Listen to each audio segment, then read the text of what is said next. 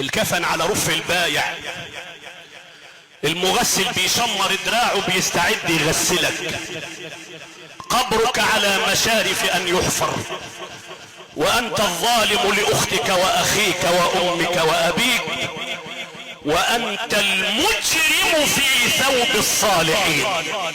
اين انت لما سأل جبريل النبي محمدا اخبرني عن الاحسان؟ قال ان تعبد الله كأنك تراه، فان لم تكن تراه فانه كل كما تنطق فانه يراك.